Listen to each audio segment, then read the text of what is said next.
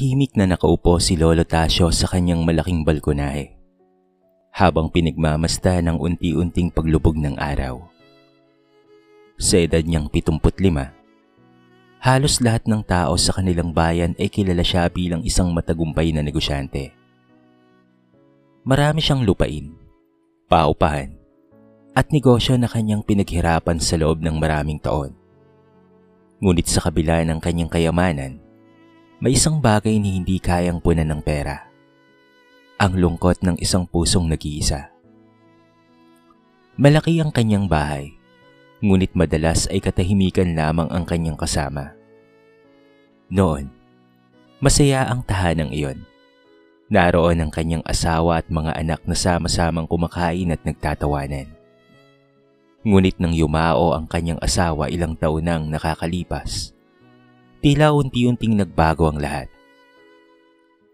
Ang kanyang mga anak na sina Carol, June, Virginia at Jude ay may kanya-kanya ng buhay. Paminsan-minsan lamang silang bumibisita at kadalasan ay may dahilan kung bakit sila naroon. Papa, baka naman po pwedeng makahirap ng pera. May kailangan lang kaming bayaran. Madalas sabihin na Virginia. Pa, may bagong business opportunity. Konting tulong lang na puhunan sana. Wika naman ni June. Si Carol naman ay laging abala sa trabaho. Ngunit hindi nakakalimutang magtanong patungkol sa titulo ng lupa at ibang mga ari-arian. Tanging si Jude lamang ang madalas bumisita kahit walang hinihingi. Minsan ay nagdadala ito ng prutas o simpleng pagkain at sasamahan lamang siyang magkape habang nakikipagkwentuhan. Isang gabi, habang mag-isang kumakain si Lolo Tasio, napabuntong hininga siya. Ganito na lang ba talaga ang buhay? Mahina niyang sambit. Doon nagsimulang mabuo sa kanyang isip ang isang plano. Isang plano na susubok sa tunay na pagmamahal ng kanyang mga anak. Kinabukasan, ipinatawag niya silang lahat sa kanyang bahay. Isa-isang dumating ang magkakapatid. Nagulat sila dahil bihirang magpatawag ng ganoong pagpupulong si Lolo Tasio. May mga katulong naman ito sa kanilang bahay, pero iba pa rin talaga kapag kasama ang kanyang pamilya. Ano kaya ang mahalagang sasabihin ni Papa? Bulong ni Carol. Baka naman tungkol sa mana. Pabulong naman sagot ni Virginia. Tahimik lamang si Jude habang nakaupo sa isang sulok. Makalipas ang ilang minuto, dumating si Lolo Tasio sa sala. Mabagal ang kanyang paglalakad at tila nang hihina ang kanyang katawan. Umupo siya sa malaking silyon at malalim na huminga. Mga anak, mahina niyang panimula. May kailangan akong sabihin sa inyo. Biglang natahimik ang buong sala. Nagpatingin ako sa doktor noong nakaraang linggo. Pagpapatuloy niya. At may natuklasan silang malubhang sakit sa akin. Nanlaki ang mga mata ng kanyang mga anak. Ano pong sakit, Papa? Nag-aalalang tanong ni Jude. Bahagyang yumuko si Lolo Tasio bago nagsalita. Kaunti na lang raw ang natitira kong panahon. Parang huminto ang oras sa loob ng bahay. Napahawak si Carol sa kanyang dibdib. Sa Virginia ay napaluha agad, habang si June naman ay biglang natahimik. Ngunit si Jude ang unang lumapit sa kanyang ama. Pa, wag po kayong mawalan ng pag-asa. Gagawin po natin ang lahat para gumaling kayo. Nanginginig nitong sabi. Ngumiti ng bahagya si Lolo Tasio habang pinagmamasdan ang reaksyon ng bawat isa niyang anak. Sa labas ng kanyang mahinang anyo ay isang pusong naghahanap ng katotohanan. Sino nga ba ang tunay na magmamalasakit sa kanya hanggang sa kanyang huling hininga? At sino ang naghihintay lamang sa kanyang iiwanang kayamanan? Mula nang sabihin ni Lolo Tasio na may taning na ang kanyang buhay, kapansin-pansing nagbago ang kilos ng kanyang mga anak. Ang dating tahimik at halos walang bumibisitang bahay ay biglang naging abala araw-araw. Kinabukasan, matapos ang kanilang pag-uusap, maagang dumating si Carol na may dalang mamahaling prutas at bitamina. Papa, kailangan niyo pong kumain ng masustansya. Malambing nitong sabi, habang inaayos ang mga dala sa mesa. Ngumiti lamang si Lolo Tasio habang pinagmamasdan ang kanyang panganay na anak. Noon pa man ay bihira itong maging ganoon kalambing sa kanya. Makalipas ang ilang minuto, naupo si Carol sa tabi niya. Pa, Alanganin nitong panimula. naayos niyo na po ba yung mga papeles ng lupa sa Batangas? Bahagyang natahimik si Lolo Tasio bago sumagot. Bakit mo naman natanong, anak? Wala lang po. Iniisip ko lang na baka mahirapan kami kapag biglaan. Mabilis nitong sagot. Tahimik lamang si Lolo Tasio, ngunit may kirot siyang naramdaman sa dibdib. Pagsapit ng hapon, dumating naman si June. May dala itong mamahaling pagkain at paborito raw iyon ng kanyang ama. Papa, huwag na po kayong mag-alala sa negosyo. Ako na po ang bahala doon. Kumpiyansa nitong sabi. Talaga? Tanong ni Lolo Tasio. Opo, sayang naman kung mapabayaan kapag hindi na nito itinuloy pa ang kanyang sasabihin. Napansin ni Lolo Tasio ang kakaibang ningning sa mga mata ni June tuwing napag-uusapan ng negosyo. Makalipas pa ang ilang araw, halos gabi-gabi nang bumibisita si Virginia. Lagi itong may bagong drama patungkol sa kanyang problema sa pera. Papa, paano na po kami kapag nawala kayo? Umiiyak nitong sabi, habang hawak ang kamay ng matanda. Ngunit minsan, narinig ni Lolo Tasio na kausap nito sa telepono ang isang kaibigan. Kapag nakuha ko ng party ko, doon sa mana namin, mapapayaran ko na ang lahat ng utang ko. Natatawang sambit nito. Lalong sumikip ang dibdib ni Lolo Tasio sa kanyang narinig. Sa kabila ng lahat, may isang anak na nanatiling tahimik. Ito'y walang iba kung hindi si Jude. Hindi ito madalas magsalita patungkol sa mana o ari-arian. Sa halip, siya ang unang dumarating tuwing umaga upang tulungan ang kanyang ama. Pa, inom na po kayo ng gamot. Mahinaon nitong paalala.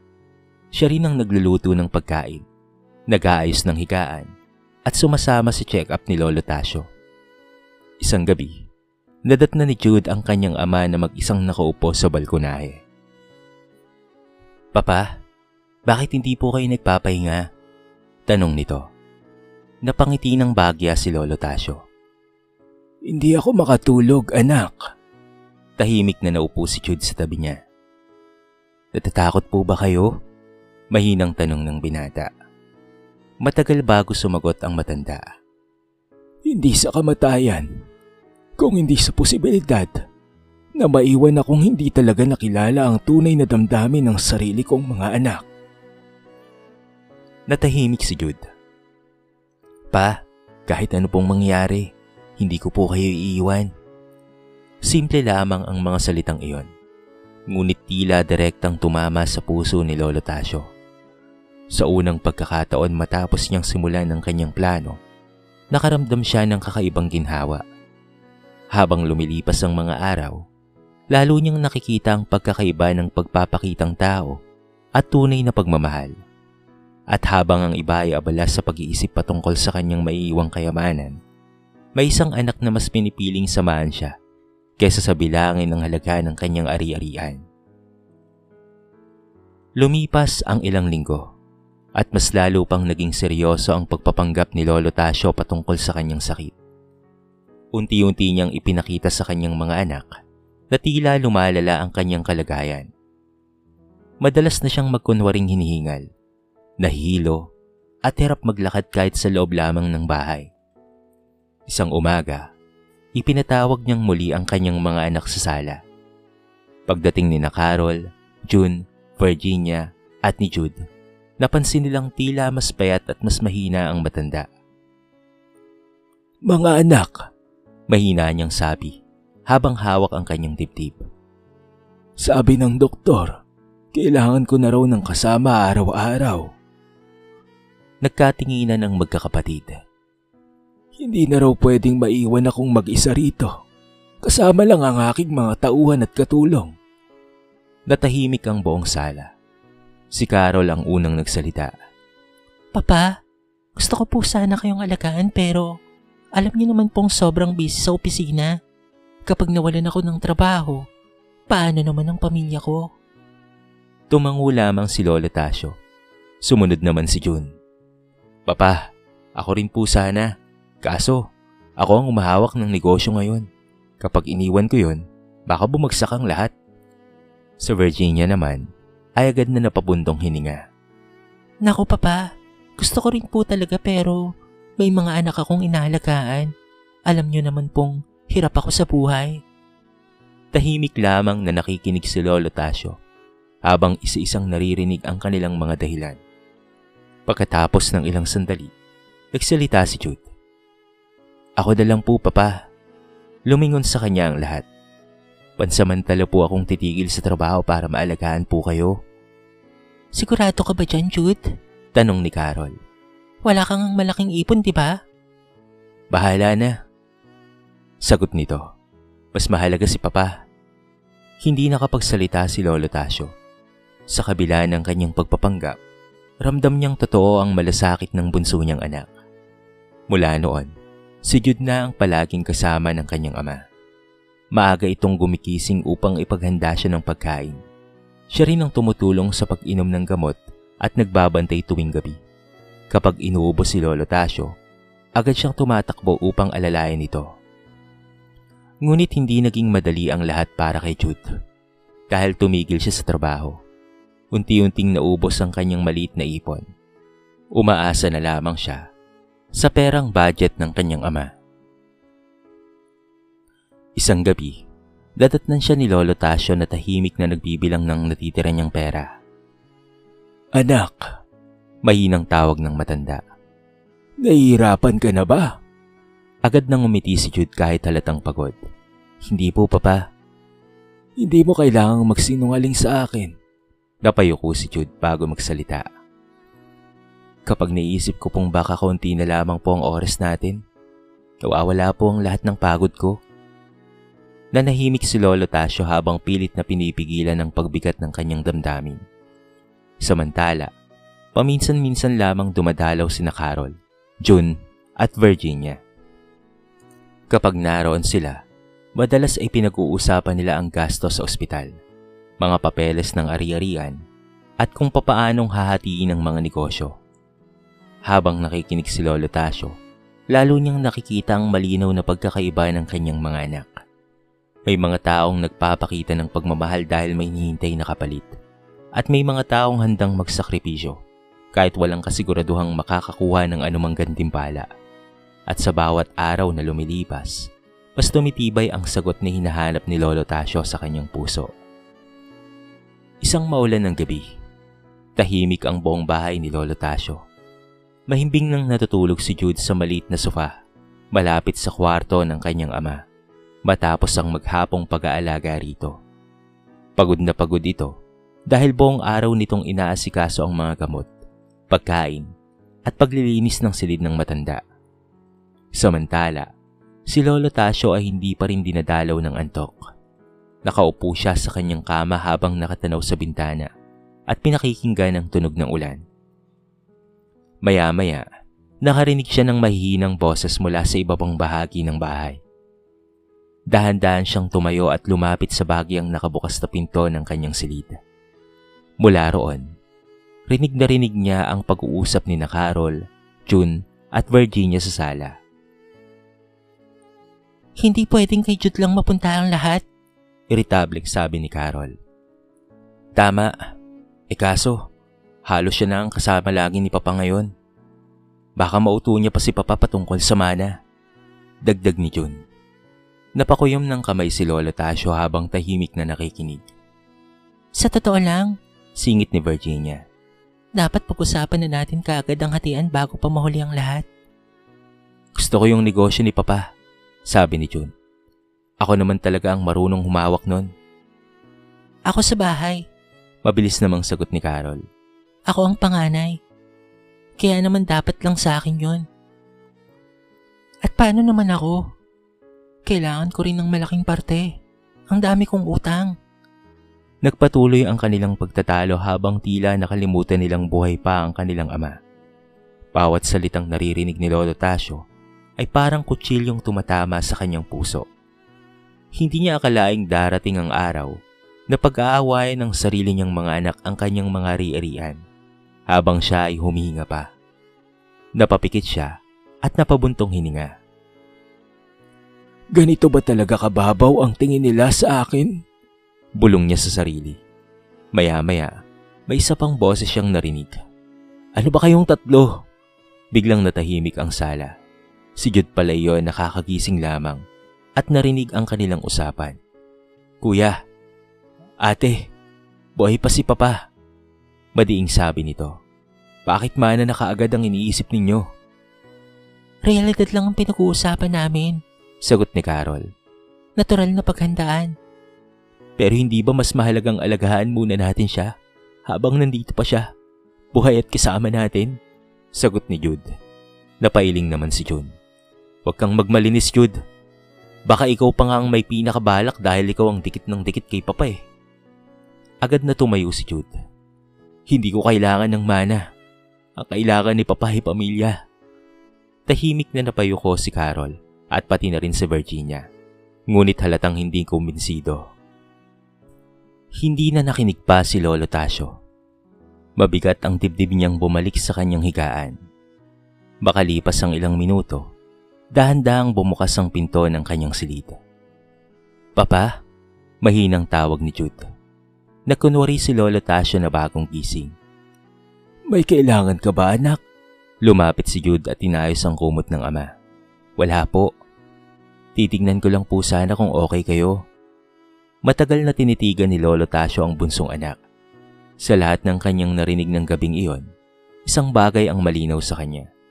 May mga taong kayang magpanggap ng pagmamahal dahil sa pera. Pero meron ding mga taong handang manatili kahit walang kasiguraduhan ng kapalit. At sa puso ni Lolo Tasio, unti-unti nang nabubuo ang pinakamahalagang desisyong gagawin niya para sa kanyang pamilya. Mas lalo pang lumipas ang mga araw na tila lumalala ang kondisyon ni Lolo Tasio.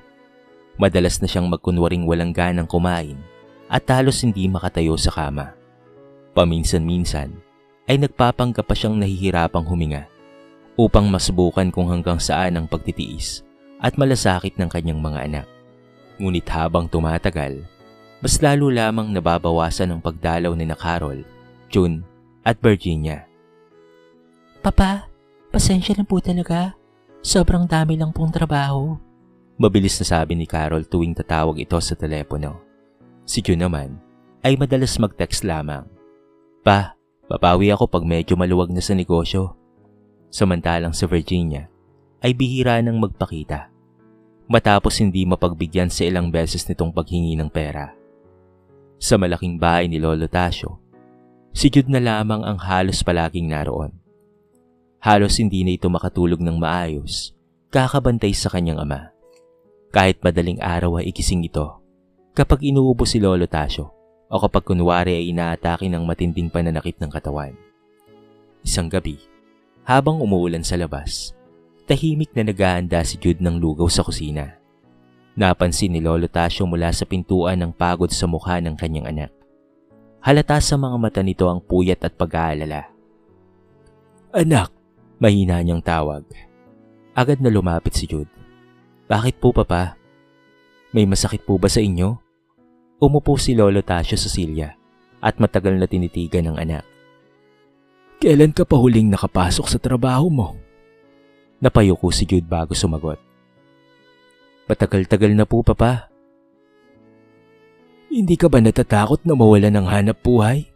Bahagyang ngumiti si Jude. Trabaho lang po yun, Papa. Makakahanap pa naman po ulit ako. Paano kung wala akong maipamana sa'yo? Paano ka na? Hindi nagdalawang isip si Jude sa pagsagot. Wala po yun, Papa. Okay lang po yun. Hindi ko po iniisip ang bagay na yun. Nagulat si Lolo Tasio. Hindi mo gusto ng mana? Huminga ng malalim si Jude. Papa, lumaki po ako na natutunan ko sa inyo na ang pamilya ay hindi dapat sinusukat ng pera. Kung aalagaan ko po kayo dahil may kapalit, hindi na po yun pagmamahal. Parang may mabigat na bagay na biglang kumawala sa dibdib ni Lolo Tasio matapos marinig ang mga salitang iyon. Hindi niya namalayang unti-unting namuo ang luha sa kanyang mga mata. Mabilis iyong napansin ni Jude. Bakit po? Umiling lamang si Lolo Tasio. Masaya lang ako dahil nandito ka, anak. Sa mga sumunod na araw, mas lalo pang pinatunayan ni Jude ang kanyang kabutihan. Minsan ay ipinagbili nito ang kanyang motor upang may pambili ng gamot at pagkain ng kanyang ama. Sa hindi malamang kadahilanan, bigla raw kasing hindi ma-access ni Lolo Tasio ang kanyang pera. Samantala, ang ginawa ni Jude ay hindi niya na sinabi pa kay Lolo Tasio. Ngunit nalaman rin ng matanda nang makita nitong wala na ang motor sa garahe. Lalong naantig ang puso ni Lolo Tasio. Samantala, abala naman sina Carol, June at Virginia sa kani-kanilang mga buhay. Ngunit paminsan-minsan ay tumatawag sila upang tanungin kung may bagong balita patungkol sa kalagayan ng kanilang ama. Habang nakikinig si Lolo Tasio sa kanilang mga tanong, lalo niyang naisip ang malaking pagkakaiba nila ni Jude. Sa gitna ng kahinaan, pagod at kahirapan, nanatili si Jude sa kanyang tabi ng walang hinihinging kapalit. At doon tuluyang naliwanagan si Lolo Tasio. Hindi pera ang sukatan ng tunay na anak, kung hindi ang taong handang manatili kahit sa pinakamahirap na panahon. Isang umaga, ipinatawag muli ni Lolo Tasio ang lahat ng kanyang mga anak. Ayon kay Jude, tila sobrang hina na raw ng matanda at gusto na raw nitong makausap ang buong pamilya. Dahil dito, agad na dumating sina Carol, June at Virginia sa malaking bahay ng kanilang ama. Halata sa kanilang mga mukha ang kaba, ngunit may bakas rin ang pananabik. Tahimik ang buong sala habang hinihintay nila si Lolo Tasio. Makalipas ang ilang minuto, dahan-dahang bumukas ang pintuan ng kanyang silid. Inalalayan siya ni Jude habang papunta sa kanyang paboritong silyon. Mahina ang kanyang lakad at tila hirap na hirap huminga. Papa, Naiyak na sabi ni Virginia. wag po kayong magsasalita kung mahihirapan lang rin po kayo. Tahimik lamang si Lolo Tasio habang pinagmamasdan ng kanyang mga anak. Pagkaupo niya, huminga siya ng malalim. Mga anak, may gusto akong sabihin sa inyo. Biglang natahimik ang buong bahay. Pakiramdam ko, Mahinaon niyang sabi. oras na para malaman ninyo ang totoo. Napakapit si Jude sa braso ng kanyang ama. Pa, huwag niyo pong piliting magsalita. Ngunit biglang nagbago ang ekspresyon ni Lolo Tasio. Unti-unti siyang umayos ng upo. Nawala ang kanyang panginginig at naging matatag ang kanyang boses. Ang totoo, Nagkatinginan ng magkakapatid. wala akong malubhang sakit. Parang biglang huminto ang buong mundo sa loob ng sala. Ano po? Gulat na tanong ni Carol. Papa, anong ibig sabihin nito? Singit ni June. Napatras si Virginia habang nanlalaki ang mga mata. Samantalang si Jude ay tuluyang natulala. Huminga ng malalim si Lolo Tasio bago nagsalitang muli. Hindi ako mamamatay at wala akong taning sa buhay. Hindi makapaniwala ang lahat sa kanilang narinig. Ginawa ko yun Pagpapatuloy niya. dahil gusto kong malaman kung sino sa inyo ang tunay na magmamalasakit sa akin kapag akala ninyo ay mawawala na ako. Unti-unting yumuko sina Carol, June at Virginia. Isa-isang sinabi ni Lolo Tasio ang lahat ng kanyang napansin at narinig. Carol, bumait ka, pero mas madalas mong itanong ang patungkol sa mga titulo at lupa. Napaluwa si Carol. Ikaw naman, June, mas iniisip mo ang negosyo kaysa sa oras natin bilang mag-ama. Napayuko si June sa hiya. At Virginia, mas inalala mo ang perang maiiwan kaysa sa kalagayan ko. Tahimik na umiyak si Virginia. Pagkatapos ay tumingin si Lolo Tasio kay Jude. At ikaw, anak, Nanginginig ang labi ni Jude. iniwan mo ang trabaho mo. Nagpuwet ka gabi-gabi. Isinakripisyo mo kahit ang sarili mong pangangailangan para maalagaan ako. At ibinenta mo ang iyong mga ari-arian. Napailing si Jude habang namumuo ang luha sa kanyang mga mata. Pa, Hindi ko po ginawa yun para may kapalit. Alam ko anak, sagot ni Lolo Tasio habang pinipigilan rin ang kanyang emosyon. At yun ang pinakamahalagang bagay na natutunan ko. Biglang napaiyak si Carol. Pa, patawarin niyo po kami. Oo nga po, Papa. Dagdag ni Virginia. Hindi namin namalayang nagiging makasarili na kami. Lumapit si Jun sa kanyang ama. Pasensya na po, Papa. Tahimik na tinitigan sila ni Lolo Tasio. Masakit para sa kanya ang mga natuklasan niya. Ngunit masaya rin siyang nalaman ang katotohanan habang may oras pa upang ayusin ang kanilang pamilya. At sa araw na yon, tuluyang nabuksan ang mga mata ng bawat isa sa tunay na halaga ng pagmamahal at malasakit. Matapos aminin ni Lolo Tasio ang katotohanan patungkol sa kanyang pagpapanggap, nanatiling mabigat ang katahimikan sa loob ng sala. Walang sino man ang agad na nakapagsalita. Kitang-kita sa mukha ni na Carol, June at Virginia ang sobrang hiya at pagsisisi sa kanilang mga ginawa. Samantala, tahimik lamang si Jude habang nakaupo sa tabi ng kanyang ama. Hanggang ngayon ay hindi pa rin siya makapaniwala na walang sakit si Lolo Tasio. Makalipas ang ilang sandali, muling nagsalita ang matanda. Mga anak, hindi ko kayo tinawag ngayon para ipahiya. Unti-unting nagtaas ng tingin ng magkakapatid. Tinawag ko kayo dahil gusto kong maitama natin ang mga bagay habang may oras pa. Napabuntong hininga si Carol bago tuluyang umiyak. Papa, patawad po. Hindi ko namalayang masyado na akong naging abala sa pera at sa trabaho. Ako rin po, Papa. Mainang sabi ni June. Naging makasarili ako.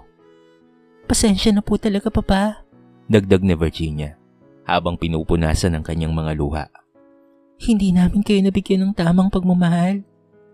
Tahimik na nakinig si Lolo Tasio bago siya bahagyang ngumiti. Lahat tayo ay nagkakamali. Ang mahalaga ay marunong tayong magbago. Pagkatapos ay tumayo siya at dahan-dahang lumapit sa maliit na cabinet sa gilid ng sala. Kinuha niya roon ng isang makapal na envelope. May isa pa akong dapat na sabihin. Biglang naging seryoso ang lahat. Ilang buwan na ang nakalipas. Inayos ko na ang aking huling abilin. Napatingin sina Carol, June at Virginia sa envelope habang kabadong naghihintay. Huminga ng malalim si Lolo Tasio. Ang malaking bahagi ng aking ari-arian ay mapupunta kay Jude. Nagulat si Jude. Pa, bakit po? Dahil ikaw ang nagpakita ng tunay na pagmamahal, anak. Sagot ni Lolo Tasio. Hindi mo ako inalagaan dahil may inaasaan kang kapalit o mana. Nanatili ka dahil anak kita. Napaluha si Jude habang marahang umiiling. Papa, hindi ko po kailangan ng malaking mana.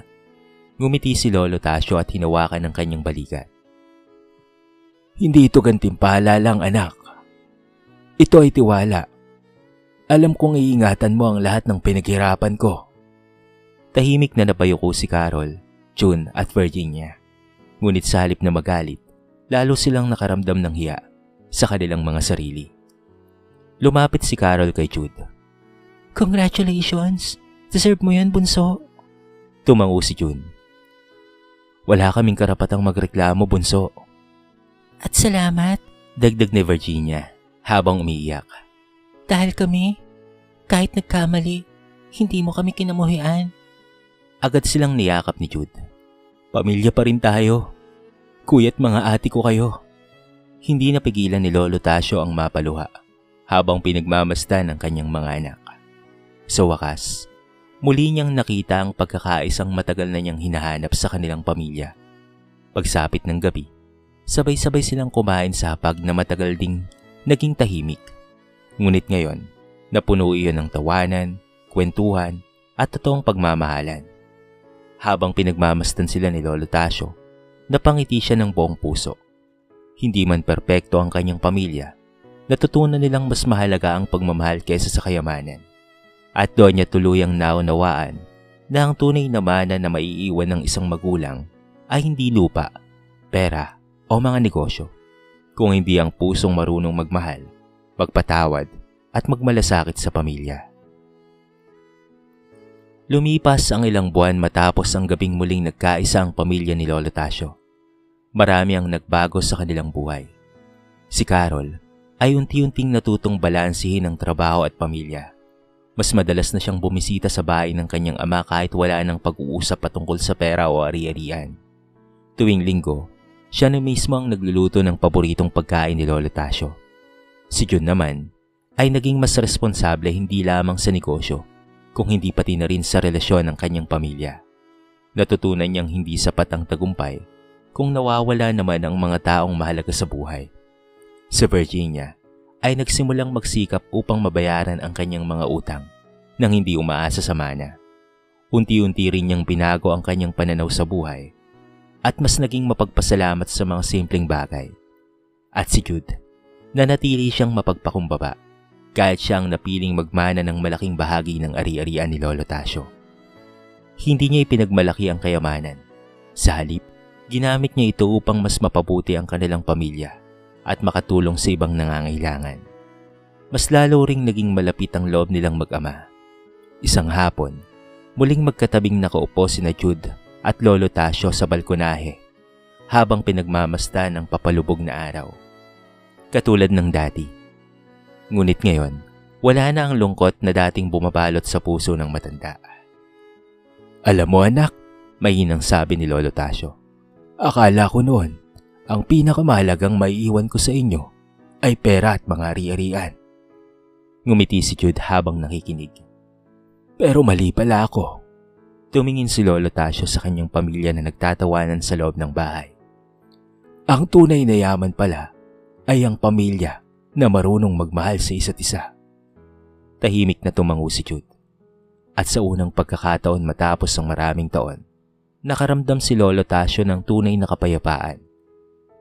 Dahil bago pa man dumating ang kanyang totoong huling hininga balang araw, alam na niyang naibalik na niya ang pinakamahalagang bagay na muntikan nang mawala sa kanilang pamilya. Ang pagmamahalan, pagkakaisa, at malasakit na hindi kayang tumpasan ng kahit kaano kalaking kayamanan. Ang kwento ni Lolo Tasio ay nagtuturo na ang tunay na pagmamahal ay hindi nasusukat sa pera, sa mana, o sa kayamanan. Madaling magpakita ng kabaitan kapag may inaasahang kapalit. Ngunit ang totoong malasakit ay nananatili kahit walang gantimpala. Ipinakita rin ang kwento na habang nabubuhay pa ang ating mga magulang at mahal sa buhay, dapat natin silang pahalagahan, alagaan, at mahalin ng tunay. Hindi dapat hinihintay ang oras na mawala sila bago natin maipakita ang ating pagmamahal. Pinatunayan ni Jude na ang isang mabuting anak ay hindi yung naghahangad ng mana, kung hindi yung handang magsakripisyo para sa pamilya kahit nahihirapan. At higit sa lahat, ipinapaalala ng kwento na ang pinakamahalagang pamana na maiiwan ng isang magulang ay hindi ari-arian o pera, kung hindi isang pamilyang marunong magmahal, magpatawad, at magkaisa. Dito na po nagtatapos ang ating maiksing kwento sa araw na ito. Sana po ay nagustuhan nyo at sana po ay kinapulutan nyo ng maraming aral. Kayo mga kabarangay, anong masasabi nyo sa ating kwento? I-comment nyo naman po sa baba ang inyong mga reaksyon at babasahin natin ang lahat ng yan. I-comment nyo na rin kung taga saan kayo para naman malaman ko kung hanggang saan nakaabot ang video na ito. Paki-like and share na rin po ang ating kwento para mapakinggan na rin ng iba. At kung bago ka pa lamang sa ating channel, baka naman pwedeng pakihit ang subscribe button at bell notification button para palagi kang updated sa mga bago nating upload na katulad nito. So paano mga kabarangay? Hanggang sa muli. Thank you so much and peace out.